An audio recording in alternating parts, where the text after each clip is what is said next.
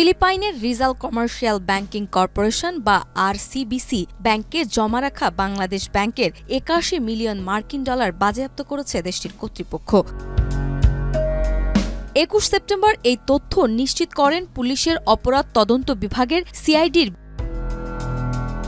২০১৬ সালের ফেব্রুয়ারিতে যুক্তরাষ্ট্রের ফেডারেল রিজার্ভ ব্যাংক থেকে হ্যাকিংয়ের মাধ্যমে সুইফট কোড ব্যবহার করে বাংলাদেশ ব্যাংকের ৮ কোটি ১০ লাখ ডলার চুরি হয়। এই চুরির টাকা থেকে একটি বড় অংশ ফিলিপাইনের মাকাতি সিটির আরসিবিসি ব্যাংকের মাধ্যমে পাচার করা হয়েছিল। দীর্ঘদিন ধরে বাজেয়াপ্তের জন্য আইনি প্রক্রিয়া চলছিল, যা আন্তর্জাতিক সহযোগিতার মাধ্যমে শেষ পর্যন্ত সফল হয়।